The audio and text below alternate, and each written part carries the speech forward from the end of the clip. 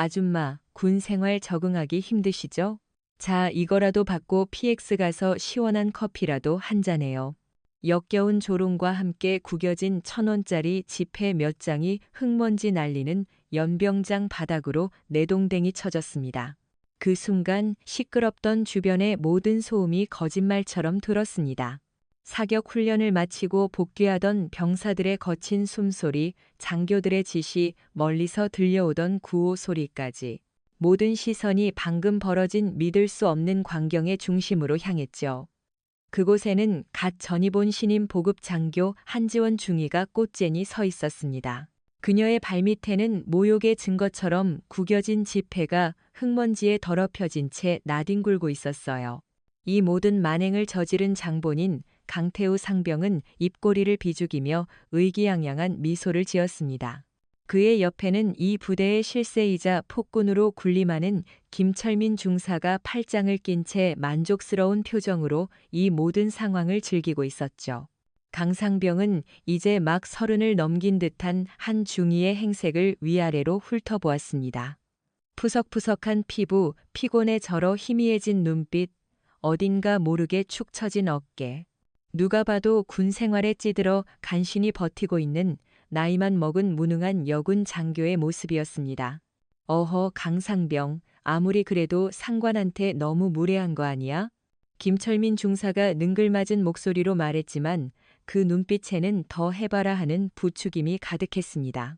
강태우는 그 말을 신호탄 삼아 한 발 더 나아갔습니다. 에이, 김중사님, 무례하다니요. 저는 그저 새로 오신 우리 아줌. 아니, 한중위님이 짠해서 그런 겁니다. 듣자 하니 해외 파병만 다니다가 처음으로 야전 부대에 왔다면서요? 책상에만 앉아 계시던 분이 이런 땡볕에서 고생하시려니 얼마나 힘드시겠습니까? 이건 부하로서의 작은 성애입니다. 성애... 그의 말에 주변에 있던 그의 졸개들이 기다렸다는 듯 키득거리는 웃음을 터뜨렸습니다. 하지만 그들은 몰랐습니다. 자신들의 그 비열한 웃음소리가 곧 다가올 자신들의 군생활, 아니 인생 전체의 장례식을 예고하는 조종과도 같다는 사실을 그들은 더더욱 보지 못했습니다. 자신들 앞에서 모욕을 당하고 있는 그 여자의 눈빛을 한지원 중이 아니 자신의 모든 것을 지우고 이 썩어빠진 부대의 심장부로 잠입한 707 특수임무단 최연소 소령 이서연은 미동도 하지 않았습니다. 그녀의 눈은 피해자의 눈이 아니었습니다. 그 안에는 슬픔도 분노도 굴욕감도 없었습니다. 그녀의 눈동자는 아주 천천히 그리고 무서울 정도로 차갑게 식어가고 있었습니다.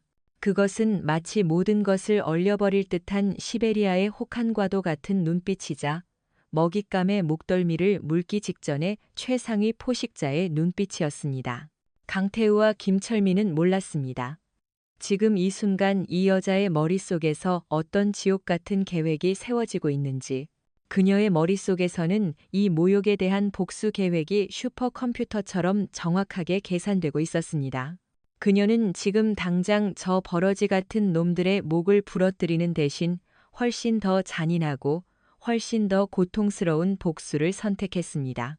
저들이 가장 안전하다고 믿는 이 부대 전체를 저들을 비호하는 썩은 뿌리까지 모조리 뽑아 지도 위에서 완벽하게 지워버리겠다고. 이곳 맹호부대는 서류상으로는 완벽한 부대였습니다. 철통 같은 군기, 완벽한 훈련 성과, 군 상층부의 두터운 신임까지. 하지만 그 화려한 겉모습 뒤에는 지독한 악취가 진동하고 있었습니다. 지휘관인 박도식 대령의 비호 아래 중간 간부들은 병사들의 보급품을 빼돌려 사리사욕을 채우고 병사들을 개인적인 노예처럼 부렸으며 마음에 들지 않는 이들은 사고로 위장해 처리해버리는 거대한 범죄 집단이 되어버린 지 오래였습니다. 수많은 익명의 투서가 국방부로 향했지만 박대령의 철옹성 같은 비호 세력 앞에 번번이 묵살당했죠. 그래서 국가는 마지막 카드를 꺼내들었습니다. 공식적인 감찰이 아닌 가장 날카로운 칼날을 적의 심장부에 직접 꽂아 넣기로. 그 칼날이 바로 이서연 소령이었습니다. 이서연은 고개를 숙여 바닥에 떨어진 돈을 바라보았습니다.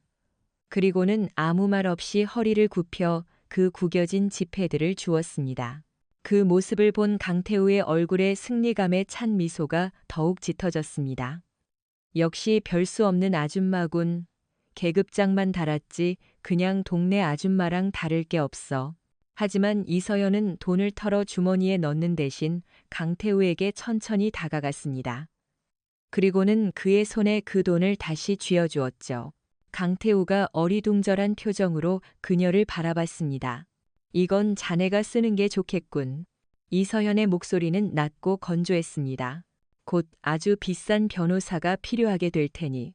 그 말을 끝으로 그녀는 아무 일도 없었다는 듯 몸을 돌려 막사를 향해 걸어갔습니다.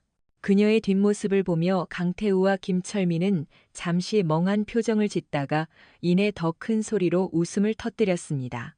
저 아줌마가 단단히 미쳤구나 하고 생각했을 뿐이죠. 그들은 자신들이 방금 누구를 건드렸는지 그리고 그 한마디가 어떤 끔찍한 미래를 예고하는지 꿈에도 상상하지 못했습니다. 폭풍은 이미 시작되었습니다. 오늘의 이야기는 어디에서 듣고 계신가요? 구독과 좋아요를 눌러주시면 이 오만하고 부패한 부대가 지도 위에서 사라지는 그 통쾌한 마지막 순간까지 여러분도 함께 하실 수 있을 겁니다.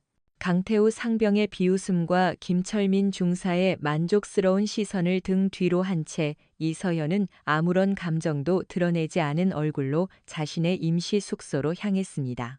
문이 닫히는 순간 그녀의 얼굴에서 모든 표정이 사라졌습니다. 그곳에는 더 이상 군 생활에 찌든 피곤한 중이 한지원은 없었습니다. 오직 차가운 분노와 강철 같은 의지로 가득 찬 707의 전설, 이서연 소령만이 존재할 뿐이었죠. 그녀는 주머니에서 구겨진 지폐를 꺼내 책상 위에 올려놓았습니다. 그것은 단순한 돈이 아니었습니다. 이 부패한 왕국 전체를 무너뜨릴 전쟁의 서막을 알리는 적들이 스스로 바친 재물이었습니다. 그녀는 작은 수첩을 꺼내 첫 번째 페이지에 썼습니다. 목표일 강태우 상병, 목표일 김철민 중사, 처리 방식 군법 최대 형량. 다음 날부터 그녀의 본격적인 임무가 시작되었습니다. 보급 장교라는 직책은 이 부대의 가장 깊숙한 환부를 들여다볼 수 있는 완벽한 위장이었습니다. 그녀가 처음 배정받은 보급 행정반 사무실은 그 자체로 부대의 현 주소를 보여주는 듯 했습니다. 여기저기 널브러진 서류 더미, 먼지 쌓인 비품, 그리고 나른한 오후의 햇살 아래 졸고 있는 행정병들. 군대라고는 믿기지 않을 정도의 나태함과 무질서. 이서연은 한지원 중위의 어수룩한 가면을 쓴 채 묵묵히 자신의 일을 시작했습니다. 그녀의 첫 임무는 지난 분기 유류 사용 내역을 정리하는 것이었습니다. 수백 페이지에 달하는 장부를 넘기는 그녀의 눈빛이 순간 날카로워졌습니다. 장부상으로는 매주 K511 트럭들이 사단 본부까지 왕복하며 물자를 수령한 것으로 되어 있었습니다. 왕복 200km. 하지만 차량 운행 일지에 기록된 실제 주행거리는 고작 50km 남짓이었습니다. 나머지 150km에 해당하는 엄청난 양의 유류는 어디로 사라진 것일까요? 답은 뻔했습니다. 중간에서 빼돌려 암시장에 팔아넘긴 것이죠. 이서연은 그 차액을 빠르게 계산했습니다. 지난 분기에만 유류비로 사라진 혈세가 수천만 원에 달했습니다. 그녀는 이 모든 것을 자신의 머릿속에 그리고 누구도 찾을 수 없는 초소형 메모리 카드에 차곡차곡 저장했습니다. 점심시간이 되자 뷔페의 악취는 더욱 노골적으로 그녀의 코를 찔렀습니다. 병사 식당의 메뉴는 멀건 국에 밥, 그리고 김치 몇 조각이 전부였습니다. 단백질이라고는 찾아볼 수 없는 성장기 청년들의 식단이라고는 도저히 믿을 수 없는 수준이었죠. 그런데 바로 옆 간부 식당에서는 지글거리는 삼겹살 냄새와 구수한 된장찌개 냄새가 흘러나오고 있었습니다. 병사들의 부식비를 빼돌려 자신들의 배를 채우고 있었던 겁니다. 이서연은 묵묵히 식판을 비웠습니다. 하지만 그녀의 머릿속에서는 이 부대의 식단표와 실제 납품된 부식의 양, 그리고 간부 식당으로 빼돌려진 물자의 양이 오차 없이 계산되고 있었습니다. 오후 일과는 더욱 끔찍한 광경을 목격하게 했습니다. 연병장 구석에서 김철민 중사가 갓 자대에 배치된 신병의 멱살을 잡고 있었습니다. 전투와 끈을 제대로 묶지 않았다는 사소한 이유였습니다. 이 새끼가 군대가 장난인 줄 알아? 퍽 하는 둔탁한 소리와 함께 김중사의 주먹이 신병의 복부를 강타했습니다. 신병이 첩첩거리며 쓰러지자 그는 인정사정 없이 군홧발로 신병의 옆구리를 걷어찼습니다. 주변에는 수십 명의 병사들과 초급 간부들이 있었지만 그 누구도 감히 나서지 못했습니다. 그저 외면하거나 못 본 척 자신의 일에만 몰두할 뿐이었죠. 김철민 중사에게 밉보이는 순간 자신의 군 생활이 지옥으로 변할 것이라는 공포가 부대 전체를 지배하고 있었습니다. 박도식 대령이 만들어 놓은 이 폭력의 왕국에서 정의는 가장 먼저 죽어나가는 가치였습니다. 이서현은 그 모든 광경을 멀리서 지켜보았습니다. 그녀의 심장은 뛰지 않았습니다. 분노로 뜨거워지는 대신 얼음장처럼 차갑게 식어갔습니다. 저 폭력을 방관하는 침묵 또한 공범이라는 것을 그녀는 잘 알고 있었습니다. 그녀는 쓰러진 신병의 이름과 김철민의 폭행 시간, 장소, 그리고 주변에 있던 방관자들의 얼굴까지 모두 기억했습니다. 훗날 법정에서 그들의 침묵이 얼마나 큰 죄였는지를 증언해줄 증인들이었으니까요. 그날 저녁 그녀는 일부러 서류를 정리하다 말고 실수로 커피를 쏟았습니다. 젖어버린 서류는 하필이면 지난달 탄약 재고 현황 보고서였죠. 그녀는 안절부절 못하는 연기를 하며 당직 사관에게 보고했습니다. 죄송합니다. 제가 너무 덤벙거려서 원본 서류를 확인하고 다시 작성해야 할 것 같습니다. 당직 사관은 귀찮다는 듯 손을 내저으며 말했습니다. 한중이 좀 꼼꼼하게 합시다. 원본은 저기 캐비닛에 있을 테니 알아서 처리해요.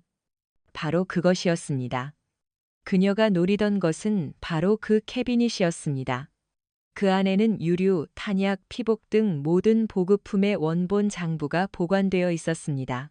평소에는 철저하게 잠겨 있었지만 그녀의 실수는 그 빗장을 열 수 있는 완벽한 명분이 되어 주었습니다.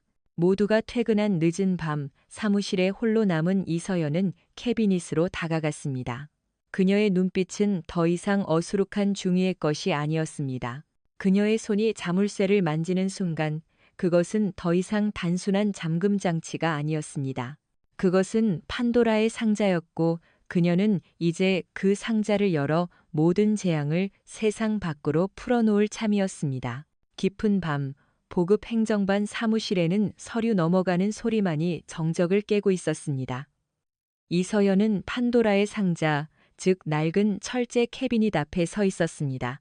그녀의 손에는 당직 사관에게서 받은 열쇠가 들려 있었죠. 철컥 하는 소리와 함께 캐비닛 문이 열리자 곰팡내와 묵은 먼지 냄새가 훅 끼쳐왔습니다.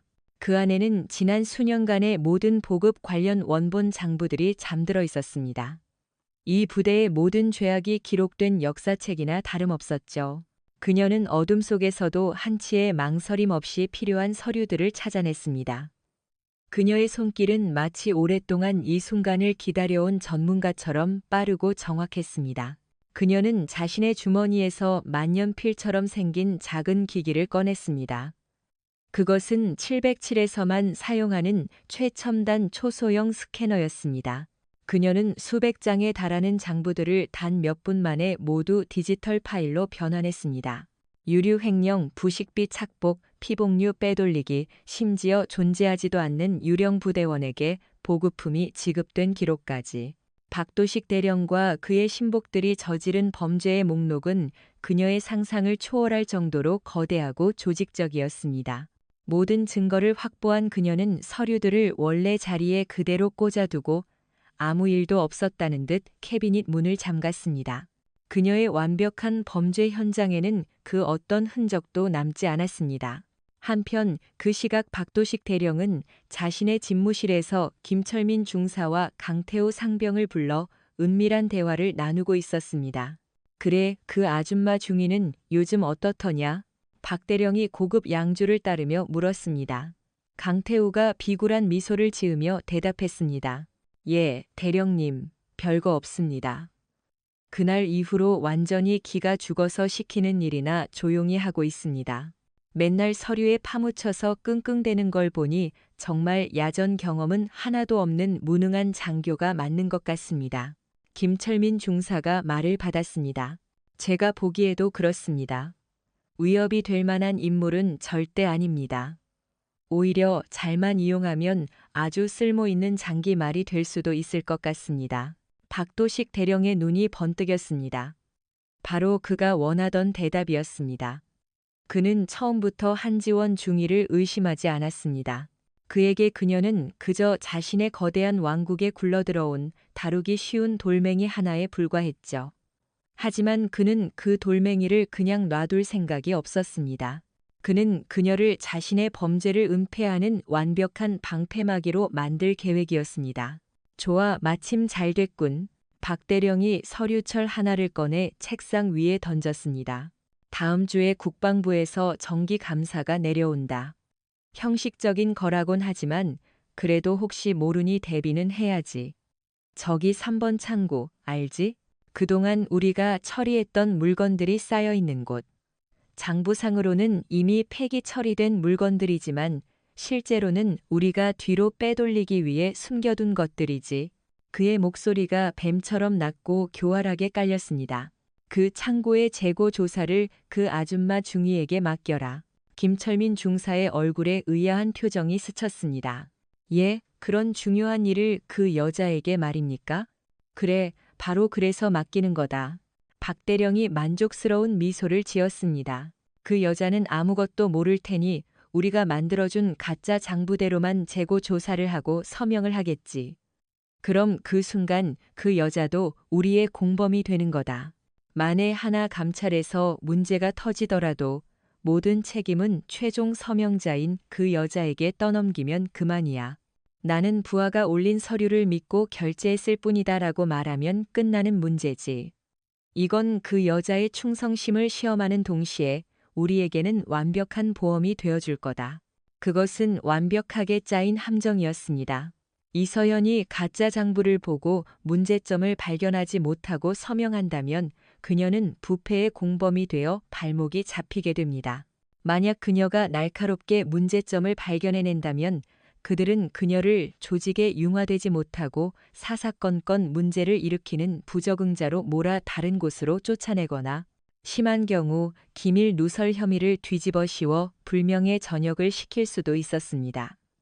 어느 쪽이든 그들에게는 손해볼 것이 없는 게임이었습니다. 다음 날 이서연은 김철민 중사에게서 3번 창고 재고 조사 임무를 전달받았습니다.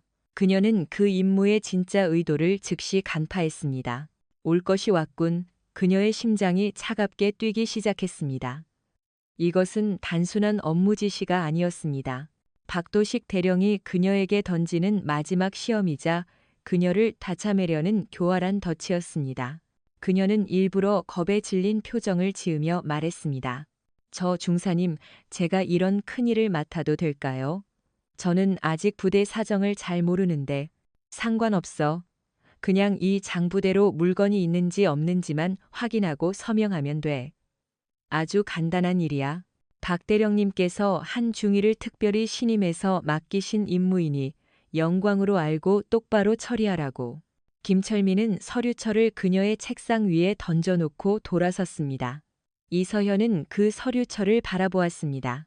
그것은 그녀의 목에 채워질 족쇄가 될 수도 있었고 반대로 박도식의 목을 겨눌 가장 날카로운 칼이 될 수도 있었습니다. 그녀는 망설이지 않았습니다. 그녀는 이 위험한 도박에 기꺼이 자신의 모든 것을 걸기로 했습니다.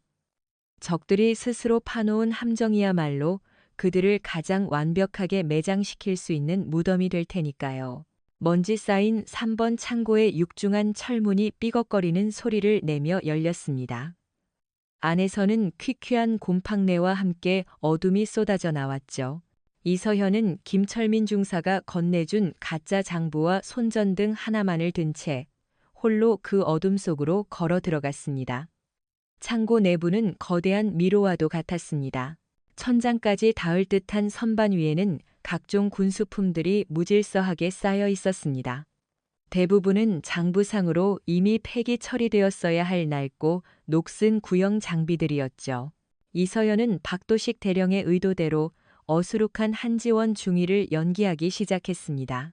그녀는 가짜 장부의 목록과 실제 물품들을 하나하나 대조하며 일부러 시간을 끌고 힘들어하는 기색을 보였습니다. 그녀는 중얼거렸습니다. 아, 이건 어디에 있더라. 너무 많아서 찾을 수가 없네. 그녀는 이 모든 행동이 창고 입구에 설치된 CCTV를 통해 박도식 대령에게 실시간으로 보고되고 있음을 알고 있었습니다. 그녀의 무능한 연기는 적들의 경계심을 완벽하게 허무는 최고의 무기였습니다.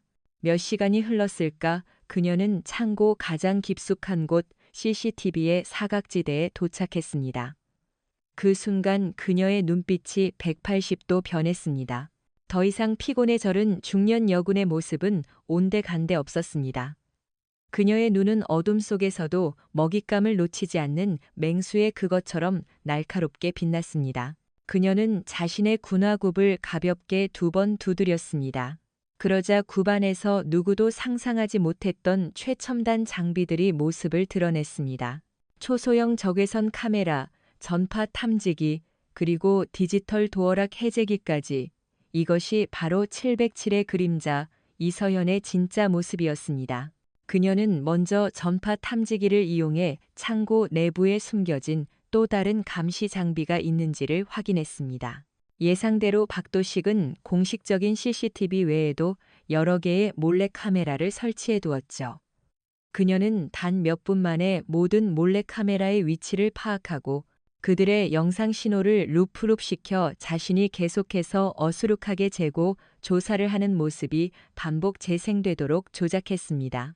이제 그녀는 이 거대한 비밀 창고 안에서 완벽한 유령이 되었습니다. 그녀의 진짜 임무는 지금부터 시작이었습니다. 그녀의 목표는 가짜 장부 뒤에 숨겨진 진짜 보물들이었습니다. 박도식이 뒤로 빼돌리기 위해 은닉해둔 최신형 군수품들. 그녀는 직감적으로 그 물건들이 평범한 곳에 숨겨져 있지 않으리라 판단했습니다. 그녀는 창고 바닥의 먼지를 유심히 살폈습니다. 대부분의 구역은 먼지가 두껍게 쌓여 있었지만 유독 한쪽 벽면 앞에는 사람의 발자국과 무거운 물건을 끈 듯한 흔적이 희미하게 남아 있었습니다. 그녀는 그 벽으로 다가갔습니다.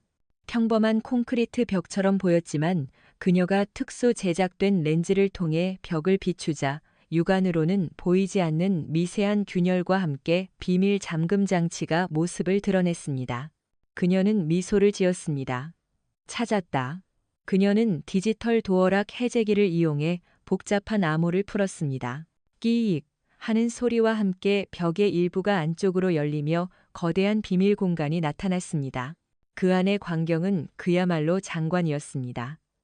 비닐도 뜯지 않은 최신형 K-실 소총 수십정, 미군 특수부대에서나 사용하는 고성능 야간 투시경, 그리고 방탄 성능이 월등히 뛰어난 신형 방탄복들이 박스째로 쌓여 있었습니다.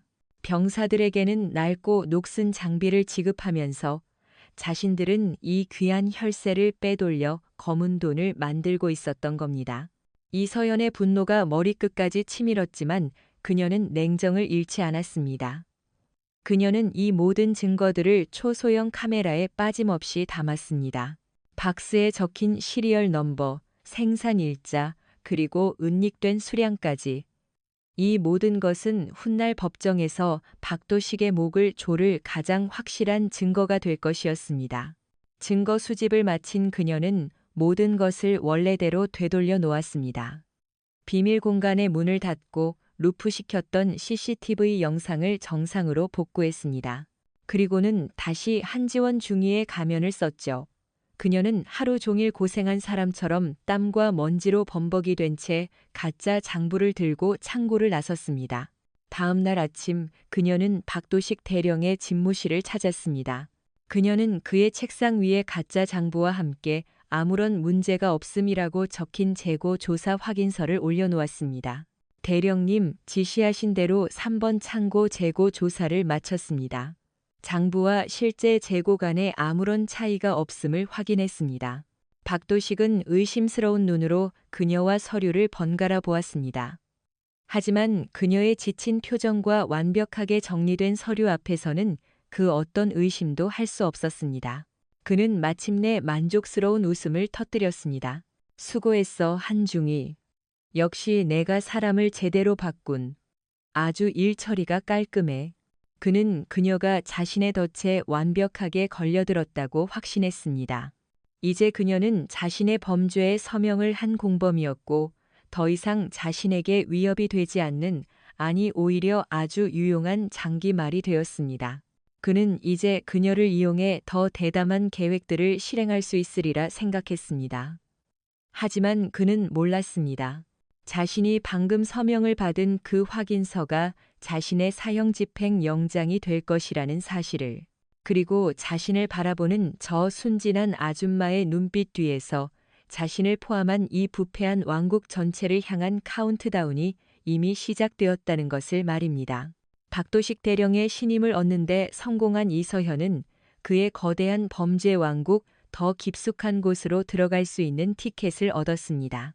박 대령은 이제 그녀를 자기 사람이라고 생각하고 이전보다 더 민감하고 중요한 업무들을 그녀에게 맡기기 시작했습니다. 그는 그녀의 꼼꼼하고 어수룩한 일 처리가 자신들의 범죄를 은폐하는 데 아주 유용하다고 판단했죠. 이서현은 이 기회를 놓치지 않았습니다. 그녀는 박 대령이 지시하는 모든 부정한 업무를 군말 없이 처리하는 척하며 그의 신뢰를 더욱 깊게 쌓는 동시에 그의 범죄 네트워크에 대한 결정적인 정보들을 하나씩 수집해 나갔습니다. 그녀는 이제 단순한 보급 장부를 넘어 외부 업체와의 계약서, 부대 예산 집행 내역, 심지어는 상급 부대에 올라가는 허위 보고서 작성에도 관여하게 되었습니다. 그녀의 손을 거쳐가는 모든 서류들은 그녀의 머릿속에 완벽하게 복제되었고 그 안에 담긴 모든 부정과 비리는 차곡차곡 그녀의 비밀 파일에 축적되었습니다. 박도식은 자신이 호랑이에게 자신의 목줄을 직접 셔준 꼴이라는 것을 꿈에도 상상하지 못하고 있었습니다. 그러던 어느 날 이서연은 심야에 홀로 사무실에 남아 다음 달 예산안을 조작하는 작업을 하고 있었습니다. 박 대령의 지시는 간단했습니다. 병사들의 복지 예산을 대폭 삭감하고 그 돈을 지휘관 활동비라는 명목으로 자신의 개인 계좌로 빼돌릴 수 있도록 서류를 꾸미라는 것이었죠. 그녀가 한창 숫자를 조작하고 있을 때 사무실 문이 조용히 열리며 누군가 들어왔습니다. 야간 경계 근무를 마치고 복귀하던 박지훈 일병이었습니다. 그는 사무실에 불이 켜져 있는 것을 보고 무슨 일인가 싶어 들어왔던 것이죠. 그는 늦은 시간까지 일하고 있는 이서현을 보고 깜짝 놀랐습니다. 충성, 중위님, 아직 퇴근 안 하셨습니까? 이서현은 일부러 놀란 척하며 서류를 황급히 숨겼습니다. 아, 박일병, 그냥 정리할 게 좀 남아서. 근무는 끝났나? 예, 그렇습니다. 그런데 무슨 서류를 그렇게? 박지훈의 시선이 이서현이 숨기려던 서류에 닿았습니다. 그는 무심코 서류의 제목을 보았고 그 순간 그의 얼굴이 굳어졌습니다. 병사복지 예산 삭감 및 지휘관 활동비 증액안. 그는 모든 것을 이해했습니다. 또다시 자신들의 피와 땀 같은 복지 예산이 누군가의 주머니 속으로 사라지고 있다는 사실을 말이죠. 그의 얼굴에 깊은 절망과 분노가 스쳐 지나갔습니다. 이서현은 박지훈의 그 미세한 표정 변화를 놓치지 않았습니다. 그녀는 이 젊은 병사가 다른 이들과는 다르다는 것을 직감했습니다. 그의 눈에는 이 부패한 시스템에 대한 순응이나 공포가 아닌 깊은 상처와 저항의 빛이 담겨 있었습니다. 그녀는 이 병사에 대해 비밀리에 조사를 시작했습니다. 그리고 며칠 뒤 그녀는 충격적인 사실을 알게 되었습니다. 박지훈 일병에게는 쌍둥이 동생이 있었습니다. 박시훈 이병. 그는 불과 몇 달 전 이 부대에서 복무하다가 훈련 중 불의의 사고로 사망했습니다. 공식적인 사인은 훈련 중 발생한 유탄 파편에 의한 과다 출혈. 부대는 그의 죽음을 순직으로 처리하고 서둘러 사건을 종결시켰습니다. 하지만 이서현이 입수한 당시 사고 조사 보고서에는 수많은 의문점들이 존재했습니다. 당시 시운 이병이 입고 있던 방탄복의 상태, 파편의 방향, 그리고 동료 병사들의 엇갈리는 진술까지 모든 것이 누군가에 의해 의도적으로 조작되고 은폐된 흔적이 역력했습니다. 이서연은 이 사건의 진실이야말로 박도식 대령의 목에 들이댈 수 있는 가장 치명적인 비수가 될 것이라고 확신했습니다. 군수품 횡령이나 뇌물수수는 돈 문제로 끝날 수 있지만 병사의 죽음을 은폐한 것은 용서받을 수 없는 군의 근간을 뒤흔드는 중범죄였기 때문입니다. 그녀는 박지훈을 만나야 했습니다. 그녀는 며칠 뒤 부대 내 인적이 드문 교회에서 홀로 기도하고 있는 박지훈을 찾아갔습니다. 그녀는 그의 옆에 조용히 앉았습니다. 한참의 침묵이 흐른 뒤 그녀가 먼저 입을 열었습니다. 동생 때문에 많이 힘들겠군. 박지훈이 깜짝 놀라 그녀를 쳐다보았습니다. 자신의 가정사를 알고 있는 사람은 부대 내에 거의 없었기 때문입니다. 어떻게 아셨습니까? 나는 보급장교다. 부대 내 모든 인원의 신상 기록을 볼 수 있지. 이서연은 거짓말을 했습니다. 사고였다고 들었다. 안타까운 일이야. 그녀의 말에 박지훈의 눈가가 붉어졌습니다. 그는 고개를 숙이며 떨리는 목소리로 말했습니다. 사고가 아닙니다. 그의 입에서 마침내 진실이 터져 나왔습니다. 제 동생은 살해당한 겁니다. 박지훈은 지난 몇 달간 누구에게도 말하지 못했던 이야기를 털어놓기 시작했습니다. 그의 동생 시우는 평소 부대 내 부조리를 참지 못하고 김철민 중사의 비리를 상급 부대에 제보하려 했습니다. 하지만 그 사실이 사전에 발각되었고 며칠 뒤 시우는 훈련 중에 목숨을 잃었습니다. 당시 훈련에 참여했던 동료들은 모두 의문의 전출을 가거나 입을 굳게 다물어 버렸습니다. 박지훈은 동생의 죽음이 단순한 사고가 아니라고 확신했지만 거대한 권력 앞에서 그가 할 수 있는 일은 아무것도 없었습니다. 그 증거는 있나? 이서현이 물었습니다. 박지훈은 잠시 망설이다가 자신의 관물대 깊숙한 곳에서 무언가를 꺼내왔습니다.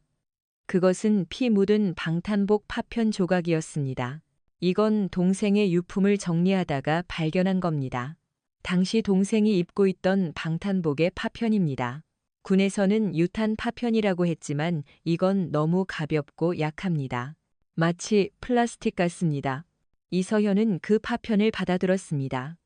그녀는 단번에 그것이 무엇인지 알 수 있었습니다. 그것은 실제 방탄 기능을 전혀 하지 못하는 오직 모양만 흉내낸 가짜 방탄제였습니다. 박도식 일당이 방탄복 납품 과정에서 진짜 방탄제를 빼돌리고 그 자리를 값싼 가짜로 채워 넣었던 겁니다. 그리고 그들의 탐욕이 한 젊은 병사의 목숨을 앗아간 것이었습니다. 이서연은 박지훈의 어깨를 잡았습니다. 그녀의 눈빛에는 더 이상 위장이 아닌 진심 어린 연민과 분노가 담겨 있었습니다. 박일병, 내가 약속하지. 자네 동생의 죽음, 내가 반드시 그 진실을 밝혀내고 책임져야 할 자들을 모두 심판대에 세우겠다. 그녀의 목소리에는 거역할 수 없는 힘이 실려 있었습니다. 박지훈은 처음으로 자신을 믿어주는 사람 앞에서 그동안 참아왔던 눈물을 터뜨렸습니다.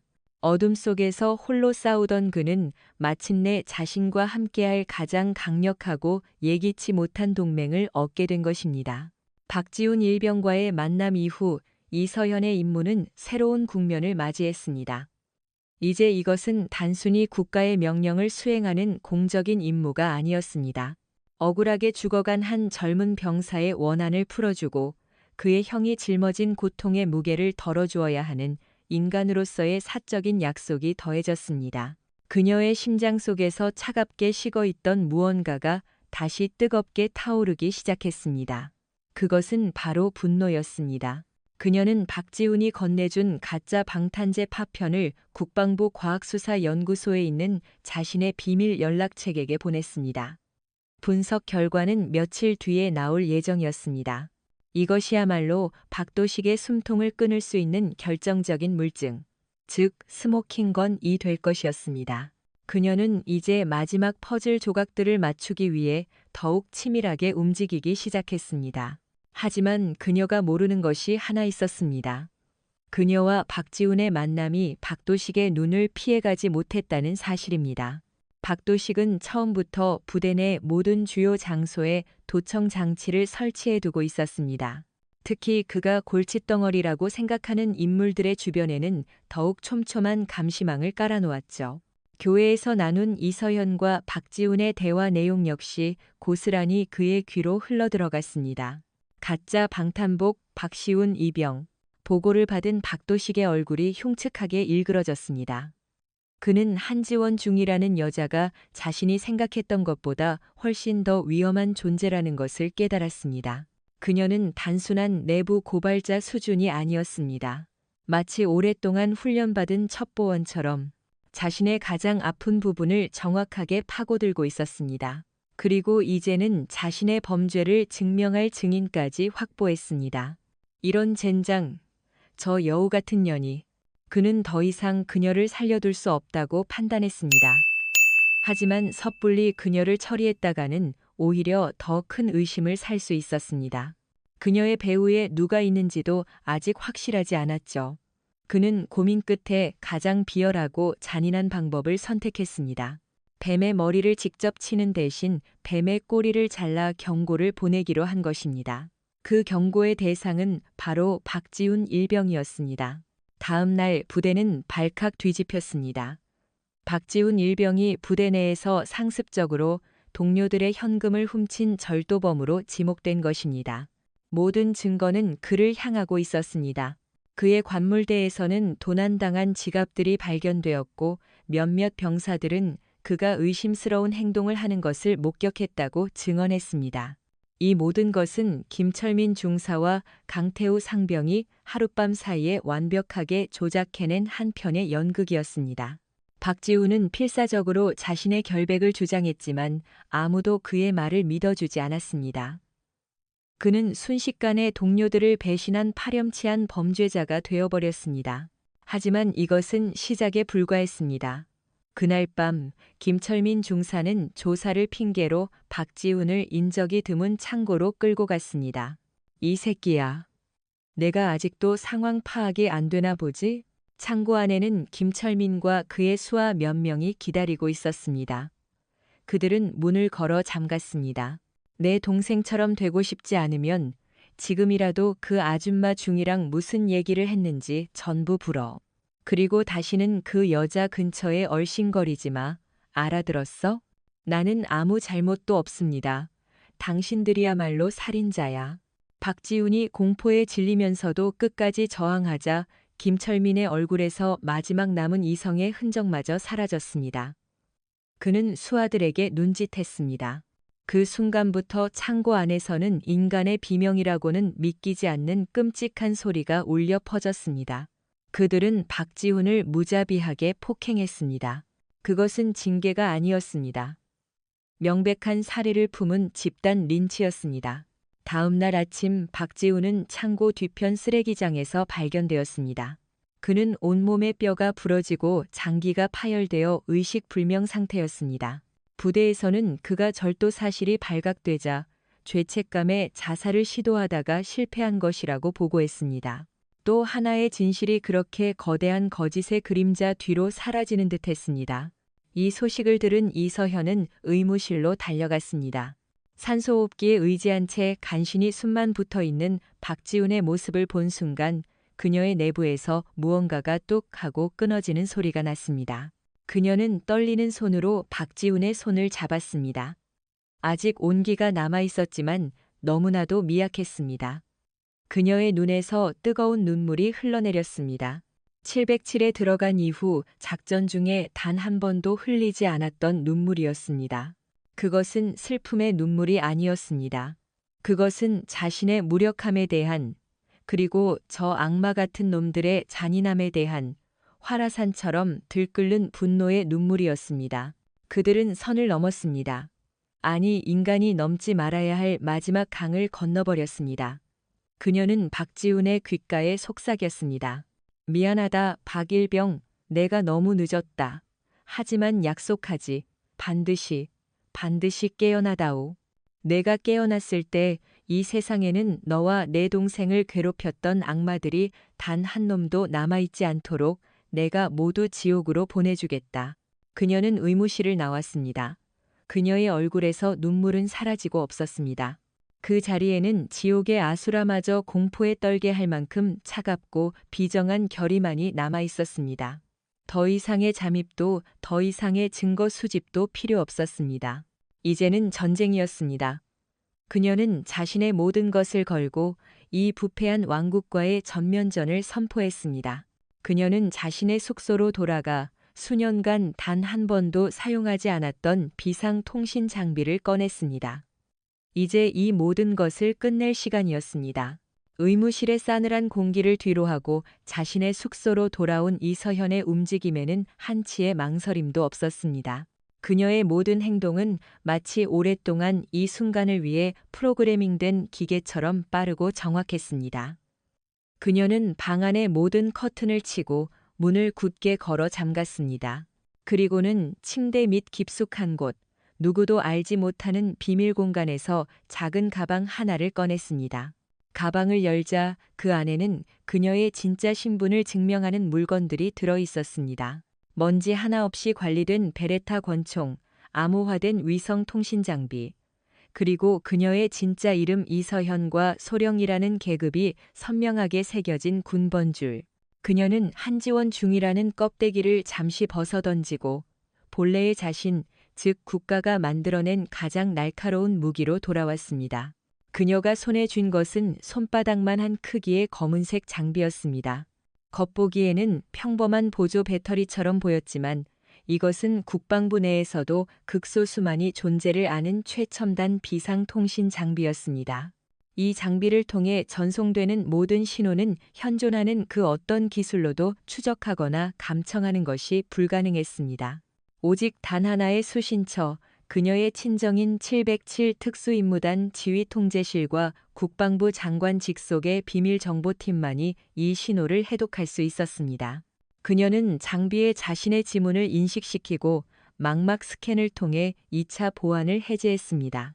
삑 하는 소리와 함께 장비가 활성화되자 그녀는 망설임 없이 그동안 수집했던 모든 증거 파일들을 전송하기 시작했습니다.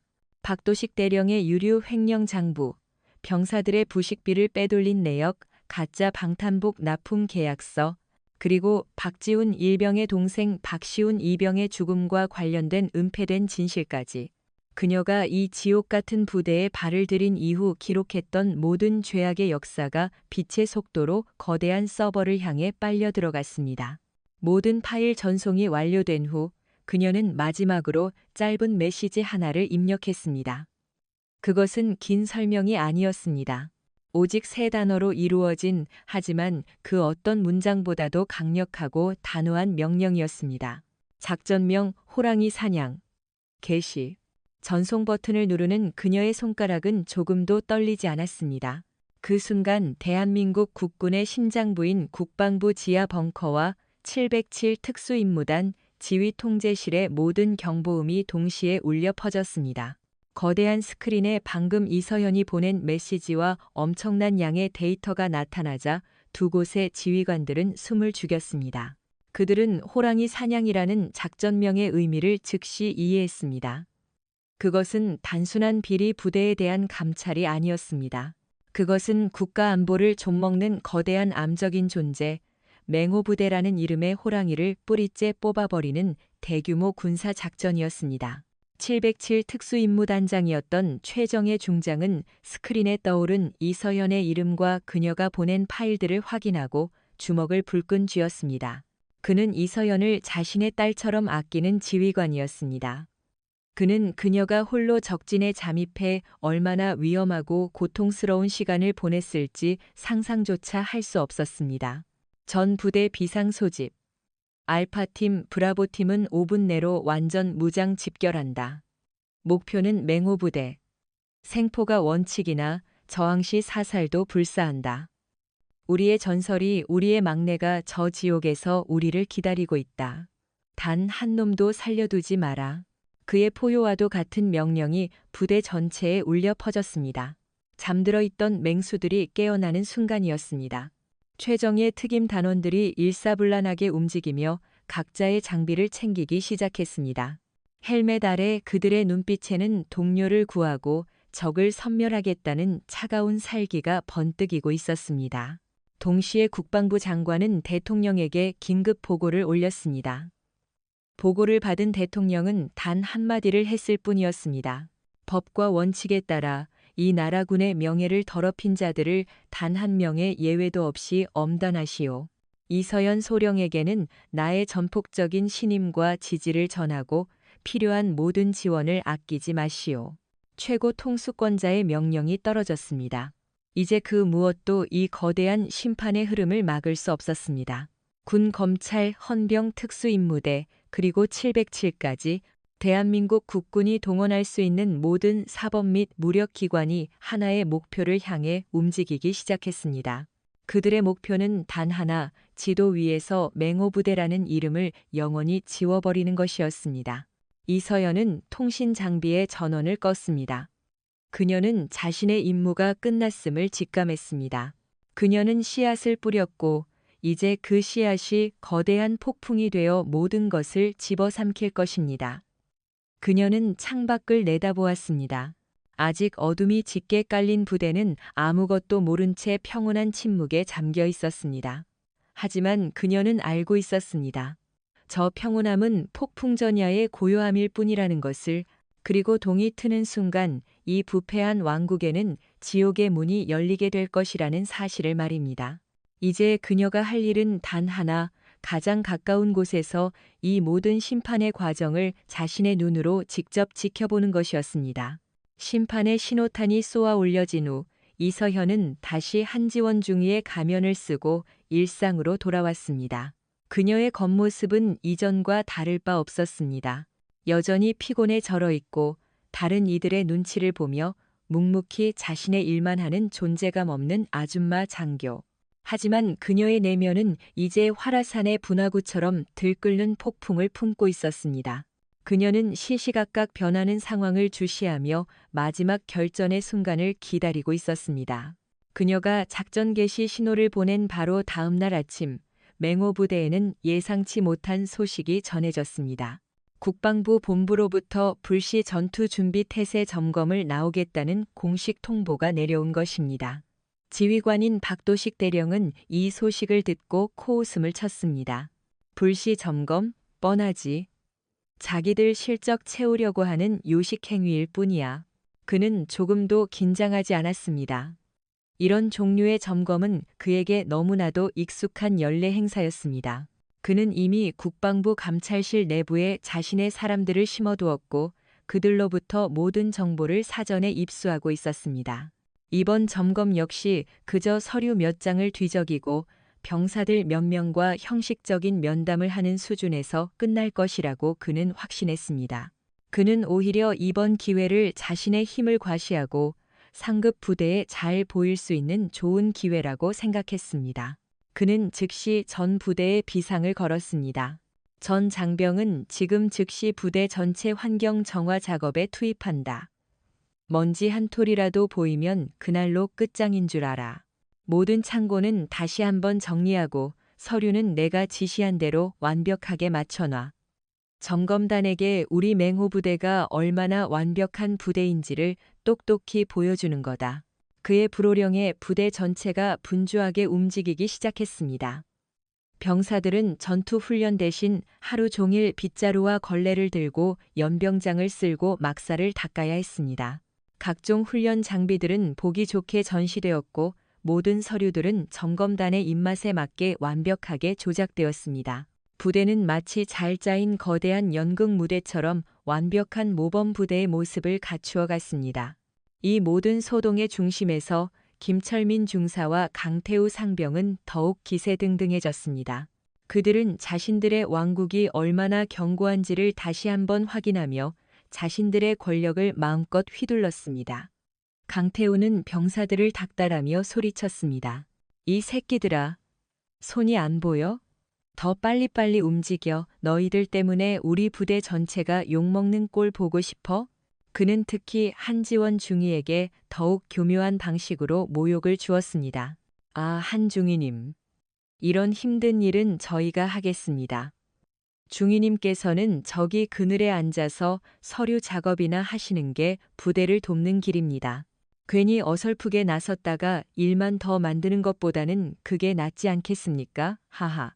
그의 조롱에 주변의 부하들이 또다시 낄낄거렸습니다. 그들은 이 모든 상황이 자신들의 통제하에 있다고 굳게 믿고 있었습니다. 그들은 자신들이 지금 서 있는 이 땅이 곧 꺼져버릴 거대한 싱크홀 위라는 것을, 그리고 하늘에서는 이미 자신들을 향한 심판의 칼날이 내려오고 있다는 것을 꿈에도 상상하지 못했습니다. 이서연은 그들의 오만함을 묵묵히 지켜보았습니다.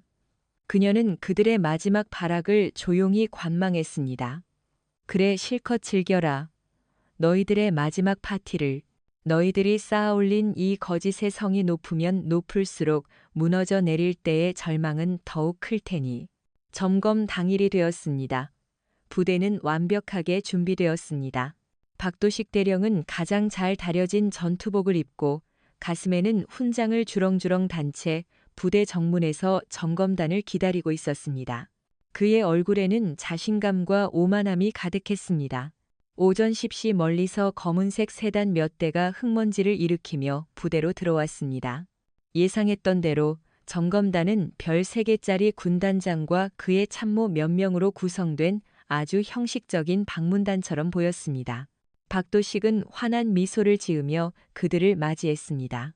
충성, 군단장님, 맹호부대 방문을 진심으로 환영합니다. 박대령, 고생이 많군. 부대가 아주 깨끗하고 군기가 바짝 들어있구만. 보기 좋아. 군단장은 만족스러운 표정으로 그의 어깨를 두드렸습니다. 모든 것이 박도식의 시나리오대로 완벽하게 흘러가는 듯 했습니다. 그들은 함께 연병장을 사열하고 잘 꾸며진 생활관을 둘러보았습니다. 병사들은 약속이라도 한 듯 군단장의 질문에 맹호부대에서 복무하는 것이 자랑스럽습니다. 라고 우렁차게 대답했습니다. 점검의 마지막 순서는 지휘관 보고였습니다. 박도식은 부대 내 가장 큰 강당의 모든 간부들을 집결시키고 그동안 자신이 이룩한 위대한 업적들을 프레젠테이션으로 준비했습니다. 그는 자신만만한 목소리로 스크린을 가리키며 보고를 시작했습니다. 존경하는 군단장님, 그리고 내외 귀빈 여러분, 저희 맹호부대는 지난 1년간 그가 한창 자신의 업적을 자랑하고 있을 때였습니다. 두두두 두두두두두. 갑자기 땅과 하늘을 뒤흔드는 거대한 굉음이 강당 전체를 울렸습니다. 그것은 천둥 소리가 아니었습니다. 여러 대의 헬리콥터가 저공비행하며 내는 프로펠러 소리였습니다. 강당 안의 모든 사람들이 놀라 창밖을 쳐다보았습니다. 창밖의 풍경은 그야말로 아비규환이었습니다. 하늘에는 검은색 도장으로 위압감을 뿜어내는 UH-60 블랙호크 헬기 여러 대가 상공을 뒤덮고 있었습니다. 헬기에서 늘어뜨려진 로프를 타고 머리부터 발끝까지 검은색 특수 장비로 무장한 대원들이 총알처럼 지상으로 쏟아져 내리고 있었습니다.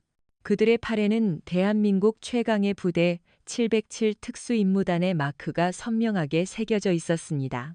동시에 부대 정문과 후문은 육중한 장갑차와 헌병 특수임무대의 차량들로 완벽하게 봉쇄되었습니다. 박도식 대령은 자신의 눈을 의심했습니다. 이게 무슨 일이야, 훈련인가? 누구 마음대로 내 부대에서? 그가 상황 파악을 하지 못하고 소리치는 바로 그 순간 쾅! 하는 굉음과 함께 강당의 모든 출입문이 폭파되며 안으로 섬광탄이 터져 들어왔습니다. 눈과 귀를 멀게 하는 섬광과 폭음 속으로 검은 그림자들이 총구를 겨눈 채 유령처럼 쏟아져 들어왔습니다. 심판의 시간이 마침내 시작된 것입니다. 섬광탄의 하얀 불빛이 강당을 집어삼키고 귀를 찢는 폭음이 모든 소리를 앗아갔습니다. 혼란 속에서 박도식 대령과 그의 수하들은 속수무책으로 쓰러졌습니다. 그들이 간신히 정신을 차렸을 때 자신들의 머리에는 이미 차가운 총구가 겨누어져 있었습니다. 강당은 순식간에 707 특임단 대원들과 헌병 특수임무대 SDT에 의해 완벽하게 장악되었습니다.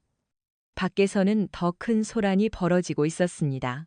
부대 내 모든 주요 시설과 간부들의 숙소가 동시에 급습당하고 있었죠.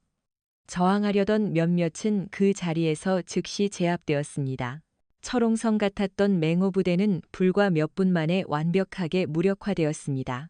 강당한 짙은 화약 냄새와 공포의 침묵 속으로 한 사람이 천천히 걸어 들어왔습니다. 707 특임단장 최정예 중장이었습니다. 그의 뒤로는 군 검찰단장과 헌병사령관이 위험 있는 모습으로 따르고 있었죠. 점검을 나왔던 군단장은 이미 한쪽 구석에서 사색이 된 채 이 모든 상황을 지켜보고 있었습니다. 그는 자신이 이 거대한 작전의 들러리였다는 것을 뒤늦게 깨달았던 겁니다. 최정예 중장은 단상 위, 아직도 상황 파악을 하지 못하고 멍하니 서 있는 박도식 대령을 향해 걸어갔습니다. 박도식 대령, 최 중장의 목소리는 얼음장처럼 차가웠습니다.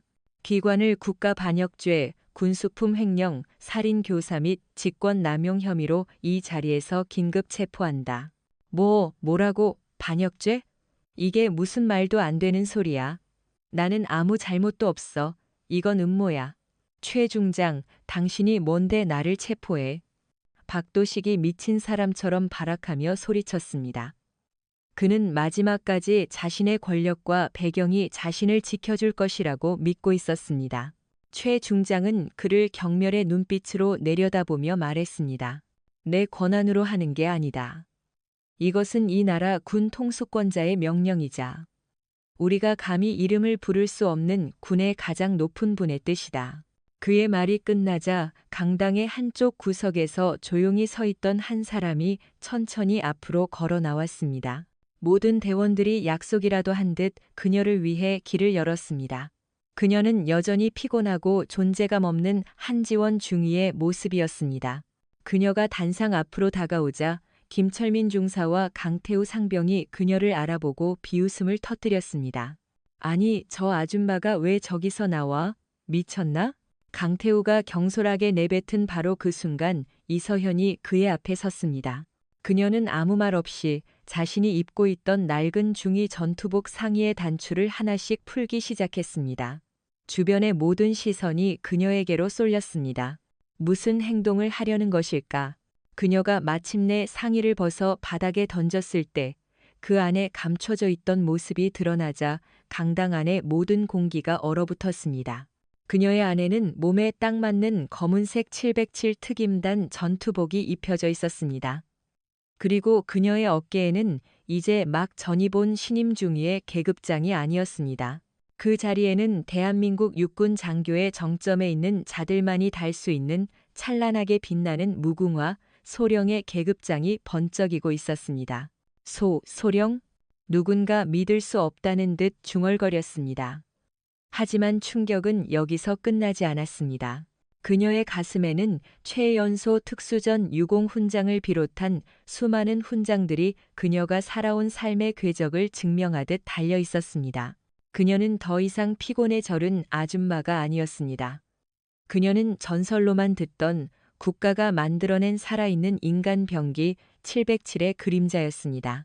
이서현은 천천히 단상 위로 올라갔습니다. 그녀는 얼어붙은 채 자신을 바라보는 박도식 대령과 그의 수하들을 지나쳐 마이크 앞에 섰습니다. 그리고는 강당 안의 모든 사람들을 향해 자신의 진짜 목소리로 말했습니다. 나는 대한민국 육군 707 특수임무단 소속 소령 이서현이다.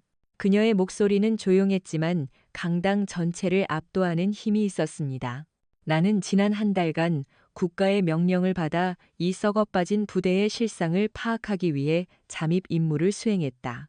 그리고 내가 목격한 것은 군대라고는 부를 수 없는 국가의 혈세를 빨아먹는 거머리들의 소굴이었다. 그녀는 박도식 대령을 향해 몸을 돌렸습니다. 그녀의 눈빛은 이제 지옥의 심판관처럼 차갑고 무자비했습니다. 박도식 대령, 너는 군복을 입어서는 안 될 인간이다. 너는 내 놈의 사리사욕을 위해 부하들을 굶기고 위험으로 내몰았으며 심지어 진실을 말하려는 자를 죽음으로 몰아넣었다. 너는 군인이 아니라 군복을 입은 반역자일 뿐이다. 그리고 그녀의 시선이 김철민 중사와 강태우 상병에게로 향했습니다. 두 사람은 자신들을 향하는 그녀의 시선을 마주하는 순간 공포에 질려 다리가 풀리며 그 자리에 주저앉고 말았습니다. 강태우 상병. 그녀가 나지막이 그의 이름을 불렀습니다. 내 놈이 나에게 던졌던 그 돈 아주 유용하게 쓰일 거다. 내 놈의 남은 평생을 책임질 국선 변호사의 수임료로는 충분하겠지. 그 말을 끝으로 그녀는 최 중장을 향해 고갯짓했습니다. 모두 연행해. 그녀의 명령이 떨어지자 헌병들이 달려들어 박도식 대령을 비롯한 모든 부패 간부들의 어깨에서 계급장을 뜯어내고 그들의 손에 차가운 수갑을 채웠습니다. 그들은 짐승처럼 울부짖고 발악했지만 이미 그들의 운명은 결정된 후였습니다. 그들이 평생을 바쳐 쌓아 올렸던 거짓의 왕국은 그렇게 한 명의 여인에 의해 단 하루아침에 잿더미가 되어 무너져 내렸습니다. 심판의 날이 지나간 후 맹호 부대에는 피비린내 나는 숙청의 칼바람이 몰아쳤습니다. 박도식 대령을 비롯한 핵심 부패 세력이 모두 체포되자 살아남기 위한 자들의 폭로와 배신이 본물 터지듯 쏟아져 나왔습니다. 군 검찰 합동수사본부는 부대 내에 임시 사무실을 차리고 모든 부대원들을 대상으로 강도 높은 조사를 시작했습니다. 조사가 진행될수록 맹호 부대의 추악한 실체는 양파 껍질처럼 벗겨졌습니다. 그들은 단순히 군수품을 빼돌리고 뇌물을 받는 수준을 넘어 지역 폭력 조직과 결탁하여 부대 인근의 유흥업소와 불법 도박장을 비호해주고 상납금을 받아왔으며 심지어는 자신들의 범죄를 은폐하기 위해 살인까지 서슴지 않았다는 사실이 드러났습니다. 박지훈 1병의 동생 박시훈 2병의 죽음 역시 고의적인 살인이었음이 명백하게 밝혀졌습니다. 그들이 납품받았던 가짜 방탄복은 수십 명의 병사들에게 지급되었고 만약 전쟁이라도 발발했다면 끔찍한 대량 인명 피해로 이어졌을 아찔한 상황이었습니다. 이 모든 사실이 언론을 통해 대대적으로 보도되자 대한민국 전체가 충격과 분노에 휩싸였습니다. 국민들은 자신들이 믿었던 군대가 얼마나 깊이 썩어 있었는지에 대해 경악했고 관련자들을 모두 엄벌에 처하라는 여론이 들끓었습니다. 몇 달 뒤 군사법원은 이 사건에 대한 최종 판결을 내렸습니다. 주범 박도식 대령은 국가반역죄와 살인교사죄 등이 적용되어 법정 최고형인 사형을 선고받았습니다. 김철민 중사와 그의 핵심 수하들은 무기징역을 선고받았고 강태우 상병을 비롯한 가담자들 역시 수십 년의 징역형을 선고받고 남은 인생을 차가운 감옥에서 보내게 되었습니다. 그들이 부정하게 축적한 모든 재산은 국고로 환수되었으며 그들의 가족들까지 범죄 수익 은닉 혐의로 조사를 받게 되면서 한때 위세를 떨쳤던 그들의 가문은 하루아침에 풍비박산이 났습니다. 그리고 마침내 국방부는 맹호 부대에 대한 최종 결정을 내렸습니다. 부대의 해체를 공식적으로 발표한 것입니다. 부대의 명예가 회복 불가능할 정도로 실추되었고 부대원들의 사기 저하와 내부 불신이 극에 달해 더 이상 부대로서의 기능을 수행할 수 없다고 판단한 것입니다. 맹호 부대라는 이름은 대한민국 군의 역사 속에서 그리고 지도 위에서 영원히 사라지게 되었습니다. 부대에 남아있던 무고한 병사들과 초급 간부들은 심리치료와 함께 다른 부대로 재배치되었습니다. 모든 것이 끝난 후 이서연은 의식불명 상태였던 박지훈 일병이 입원해 있는 병원을 찾았습니다. 기적적으로 박지훈은 기나긴 사투 끝에 의식을 되찾았습니다. 아직 몸을 가누기는 힘들었지만 그의 눈에는 새로운 삶에 대한 희망의 빛이 감돌고 있었습니다. 소령님 와주셨군요. 박지훈이 힘겹게 입을 열었습니다. 이서연은 그의 손을 꼭 잡았습니다. 이제는 중이라고 불러도 좋다. 나는 곧 다시 그 신분으로 돌아갈 테니. 그녀의 말에 박지훈이 놀란 눈으로 그녀를 바라보았습니다. 아닙니다. 제게는 영원히 저의 영웅 이서연 소령님이십니다. 정말 감사합니다. 제 동생의 원한을 풀어주셔서. 그의 눈에서 뜨거운 눈물이 흘러내렸습니다. 이서연은 조용히 그의 눈물을 닦아주었습니다. 나야말로 고맙다. 자네의 용기가 없었다면 진실은 영원히 묻혔을지도 모른다. 이제 모든 것을 잊고 새로운 삶을 살아라. 자네 동생도 하늘에서 그걸 바라고 있을 거다. 그녀는 박지훈의 동생, 박시훈 이병의 순직이 공식적으로 인정되었으며 국가유공자로서 현충원에 안장될 것이라는 소식을 전해주었습니다. 억울하게 죽어갔던 젊은 영혼은 마침내 명예를 되찾고 편안한 안식에 들게 된 것입니다. 며칠 뒤 이서연은 모든 것을 정리하고 자신의 본래 부대인 707로 복귀했습니다. 그녀를 맞이한 것은 부대원들의 뜨거운 환호와 존경의 눈빛이었습니다. 그녀는 다시 대한민국의 가장 날카로운 칼날로 돌아왔지만 그녀의 마음 한구석에는 이전과는 다른 무언가가 자리 잡고 있었습니다. 그것은 차가운 복수심이 아닌 이 나라와 군복을 입은 전우들을 지켜야 한다는 따뜻하고 묵직한 책임감이었습니다. 시간이 흘러 맹호부대가 있던 자리는 황량한 벌판으로 변했습니다. 부대의 흔적은 모두 사라지고 오직 바람 소리만이 그곳에 있었던 비극의 역사를 속삭이는 듯했습니다. 이서연은 가끔 헬기를 타고 그 상공을 지나갈 때면 말없이 그곳을 내려다보곤 했습니다. 그녀는 기억했습니다. 한때 그곳에 존재했던 거대한 악의 왕국과 그 왕국을 무너뜨리기 위해 자신과 함께 싸웠던 한 용감한 젊은 병사를. 그녀의 임무는 아직 끝나지 않았습니다. 이 나라 어딘가에는 아직도 제2, 제3의 맹호부대가 암세포처럼 숨어 있을지 모릅니다. 하지만 이제 군에는 변화의 바람이 불기 시작했습니다. 이서연이라는 전설이 보여준 압도적인 정의의 실현은 모든 부패 세력에게는 잊을 수 없는 공포를, 그리고 진실을 위해 싸우려는 이들에게는 꺼지지 않는 희망의 불씨를 심어주었습니다. 그녀는 오늘도 어둠이 있는 곳을 향해 자신의 모든 것을 걸고 묵묵히 걸어갑니다. 대한민국의 군복을 입은 모든 이들의 명예와 안전을 지키기 위해 그녀의 전설은 지금도 계속되고 있습니다. 이야기가 끝난 지금 여러분의 마음속에는 어떤 감정이 남아 있습니까?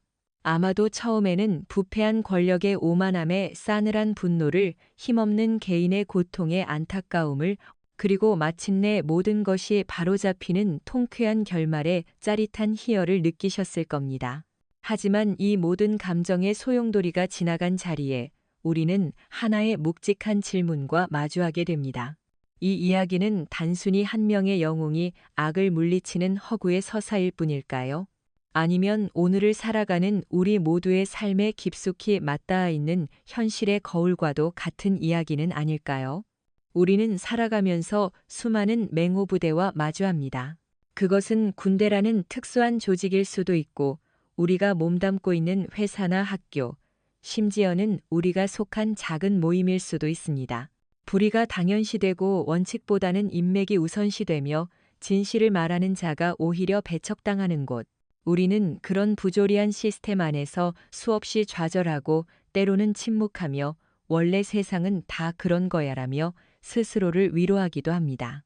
이서연 소령처럼 모든 것을 걸고 맞서 싸우기보다는 그저 조용히 눈을 감는 것이 더 안전하고 현명한 처세술이라고 배웠기 때문입니다. 하지만 오늘 이야기는 우리에게 가장 근본적인 가치에 대해 묻고 있습니다. 바로 인간의 존엄성입니다. 이야기의 시작은 한 인간의 인격이 구겨진 지폐 몇 장과 함께 바닥에 내동댕이 쳐지는 장면이었습니다. 강태우 상병과 김철민 중사가 한지원 중위에게 가했던 모욕은 단순히 한 사람을 향한 무례함이 아니었습니다. 그것은 나보다 약해 보이는 존재의 존엄성은 얼마든지 짓밟아도 된다는 뒤틀린 권력의 가장 추악한 민낯이었습니다. 그들은 그녀의 겉모습, 즉 피곤에 절은 중년 여성이라는 껍데기만을 보고 그녀의 가치를 멋대로 판단하고 재단했습니다. 이것이 어찌 이야기 속의 일뿐이겠습니까? 우리 역시 일상에서 얼마나 자주 겉모습만으로 타인을 판단하는 오류를 저지릅니까?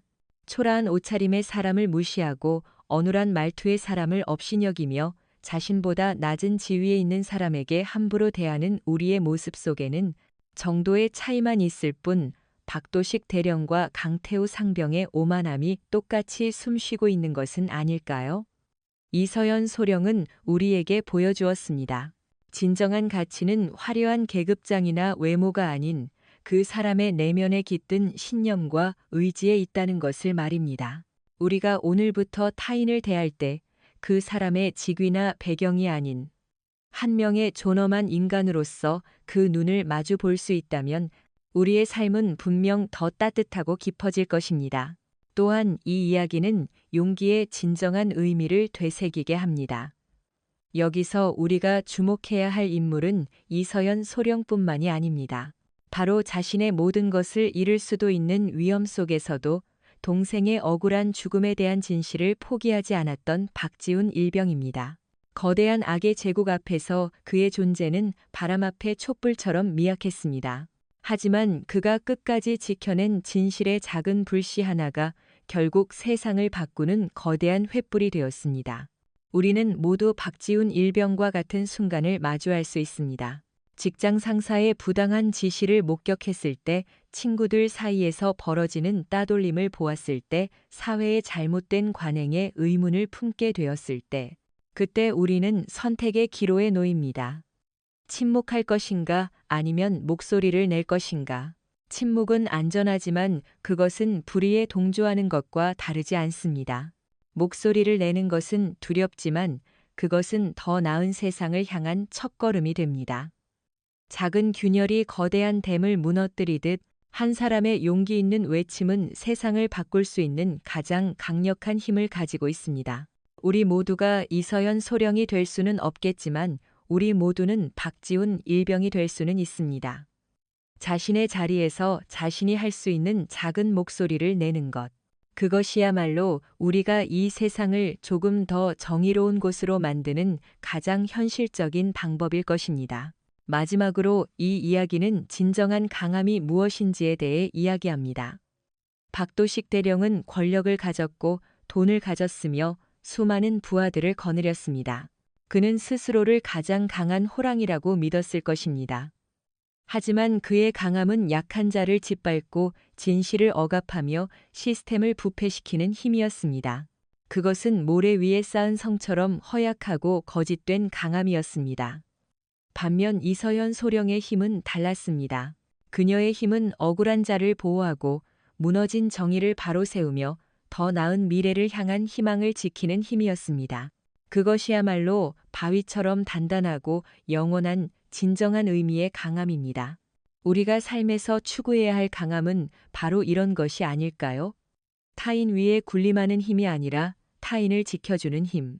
나 자신의 이익을 채우는 능력이 아니라 공동체의 선을 이루는 능력.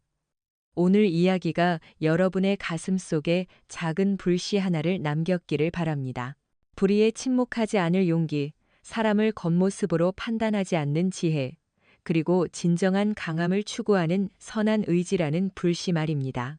그 불씨들이 모여 여러분의 삶을 그리고 우리가 살아가는 이 세상을 더욱 밝고 따뜻하게 비추어 줄 것이라 믿습니다. 오늘의 이야기가 여러분의 마음에 깊은 울림을 주었다면, 그리고 용기와 정의의 가치를 믿는 분이라면 저희 채널의 구독과 좋아요를 눌러주십시오. 여러분의 구독 하나하나가 저희가 더 좋은 이야기를 통해 선한 영향력을 전파하는 데 큰 힘이 됩니다. 더 나은 세상을 향한 작은 등불이 되어주십시오. 본 영상에 사용된 모든 이야기와 등장인물, 배경은 교육적 및 오락적 목적을 위해 창작된 허구 픽션입니다. 특정 인물, 단체, 사건과는 어떠한 관련도 없음을 밝힙니다. 이야기의 내용은 창작물로서 즐겨주시길 바라며 현실과 혼동하지 않도록 유의해 주시기 바랍니다. 본 채널은 영상 내용으로 인해 발생하는 어떠한 문제에 대해서도 법적 책임을 지지 않습니다.